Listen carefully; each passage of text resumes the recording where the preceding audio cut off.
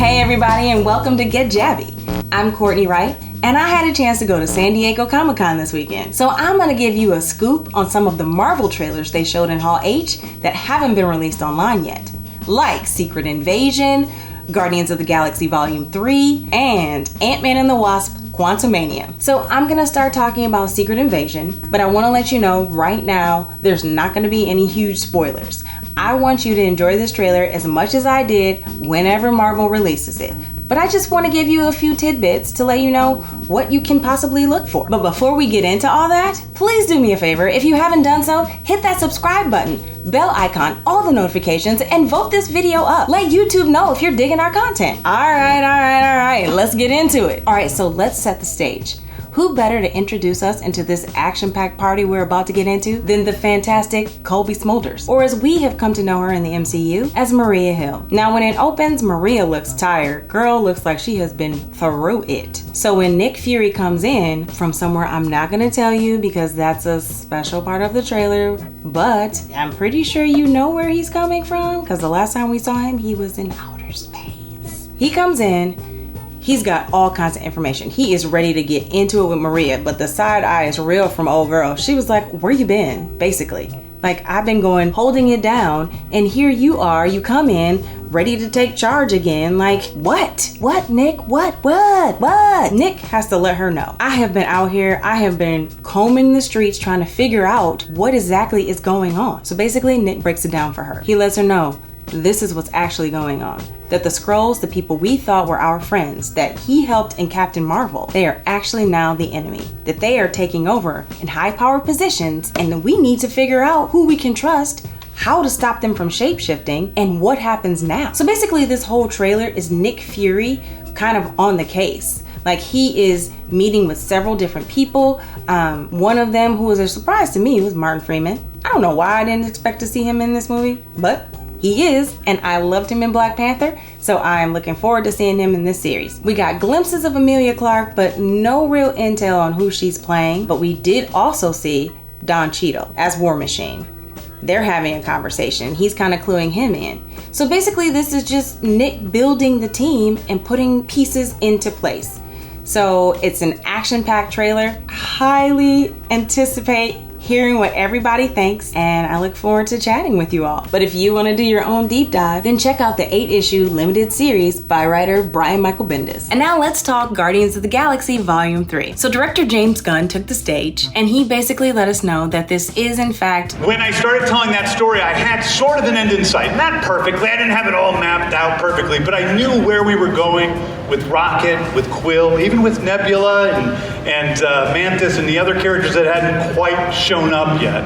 And this is the end of that story. The end of their trilogy that we're in thus far. Now, I don't know if that means we're done with the Guardians or if it just means this section of the Guardians that we have come to know is over. But either way, Volume 3 is going to be a closing chapter of this saga that our crew has been following. It was a little emotional. Everybody was, apparently for the cast, this was the first time they had seen the trailer cut together, and they were very, very moved, remembering all the things that they worked on and what they did in the movie and what we have yet to see. But it was a very heartfelt panel. The trailer itself, it was very revealing in the sense of, like, I think that this is going to be a journey of finding out the history of Rocket Raccoon and how he came to be Rocket. Also, we are reintroduced to the new Gamora. The Gamora that we met in Endgame, who doesn't know Peter Quill, who only knows Nebula, has no idea who the Guardians are. She just doesn't have that access to those memories. So when we find the Guardians, Nebula seemingly has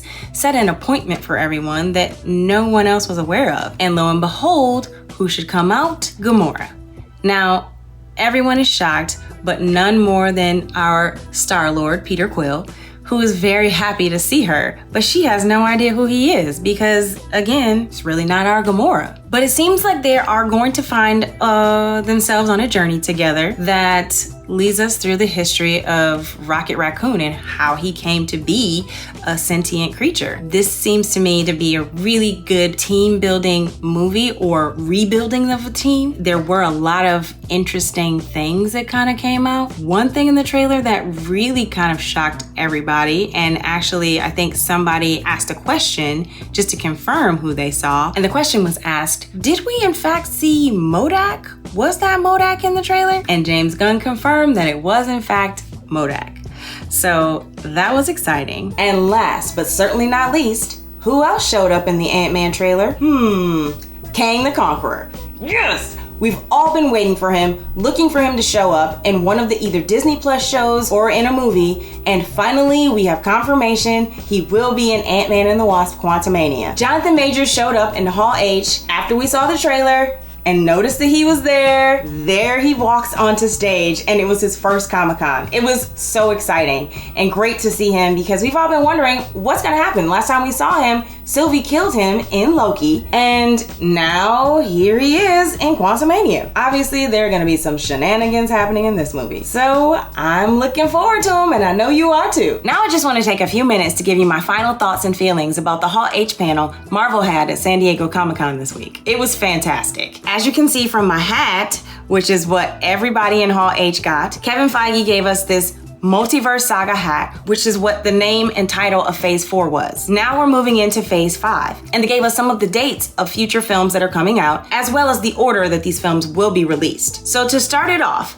February 2023, we have Quantumania. Next, we have Secret Invasion in spring 2023. We have Guardians of the Galaxy 3 on May 5th, 2023. Echo, the series on Disney Plus, and Loki Season 2, which I'm very excited about. The Marvels, July 28th, 2023. Blade, November 3rd, 2023. Now, this has been a long gestating film that we've all been wondering about. When is it coming? Is it still coming? What's happening? So at least now we have a date of when Blade is coming, and we know it definitely is coming. Followed by, in the fall of 2023, Ironheart. Next, winter 2023/2024, Agatha, Coven of Chaos. Yes, because we all remember Agatha from WandaVision. And this was the ultimate favorite that everybody was excited about and cheering when they found out it was actually coming. Daredevil Born Again. I'm a huge fan of the Daredevil series that they had on Netflix, and to find out that Charlie Cox is reprising the role is everything. We saw him in Spider-Man No Way Home, so we knew he was out there, but we didn't know in what capacity we were gonna see him. There have been a lot of rumors. Is he gonna show up in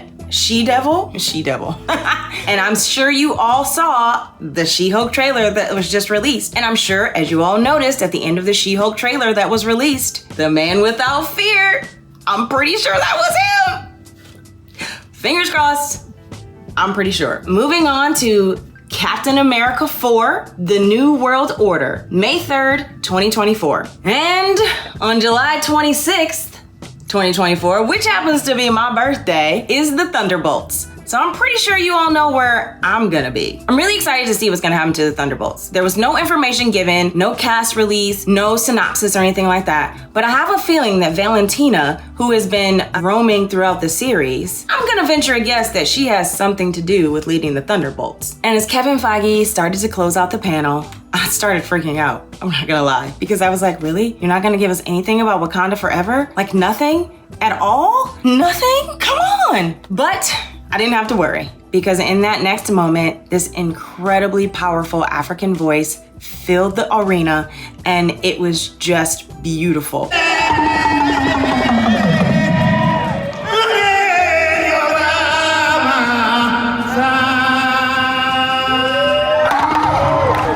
Followed by this incredible drummer. They made their way up to the stage, and then this chorus of beautiful like singers and dancers took the stage, and it was just like, I felt like I was in Wakanda. Like literally, I got so emotional. I'm getting chills right now just remembering, and just hearing all the voices just cheering and singing. It was the most incredible moment, to be followed by Ryan Coogler, who took the stage and told this incredible story about how when Chadwick Boseman was with him there at Comic-Con and they were announcing the first Black Panther, I'm getting emotional. He said Chadwick was squeezing his shoulder so hard. He had his hand on his shoulder and he was just squeezing it with every single mention and description of what was happening with Black Panther. And he said that in that moment, as he stood there on that stage, he felt Chadwick's hand on his shoulder right then. And everybody lost it. It was just like, because we could all feel it. It was just palpable. We were treated to see Denai Guerrera, who plays Okoye, and Lupita Nyong'o, who plays Nakia. Riri Williams, who's being portrayed by Dominique Thorne, showed up on the stage, and it was just wonderful. Michaela Cole was there. We were informed that Namor is gonna be in the show. Like, what?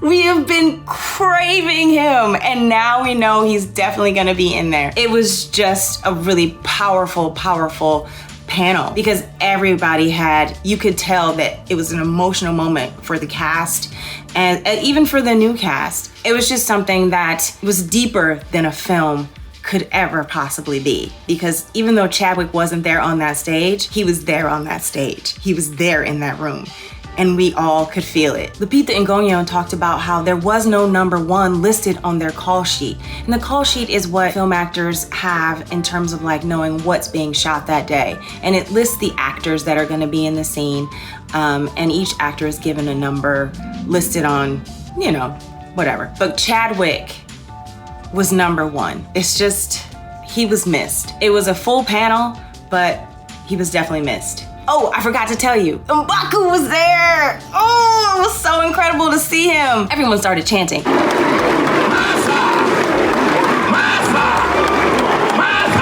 Whenever he was on the scene, there was this chant and this cheer, and everybody in Hall H embodied that chant. We shouted as loud as we could.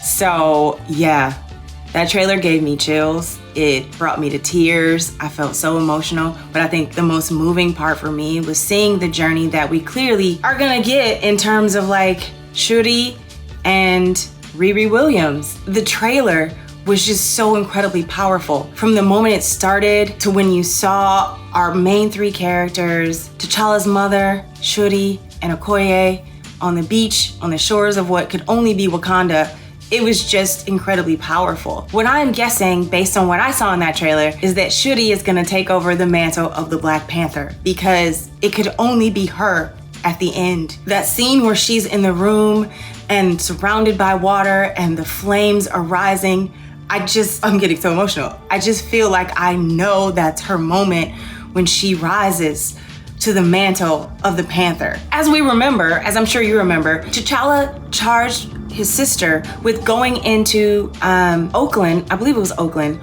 where his cousin had lost his father, where T'Challa charged Riri to take over that building where his uncle died, where Killmonger was essentially born. Bring it back to the heart of the people, to really take care of the people, which is what Killmonger's mission was all about, take care of the Black community here in America. And I feel like, based on what I know about Riri Williams in the comic books, she's this 15-year-old genius inventor, and I'm assuming that Shuri discovers her talent and brings her back to Wakanda. So now that Shuri is taking over the mantle of the Panther, fingers crossed, now Riri is gonna be the new Shuri. She's gonna be in charge of the technology and the development and just all the amazing gadgets. So now we will get to see how Ironheart is born. So that's all I have for you.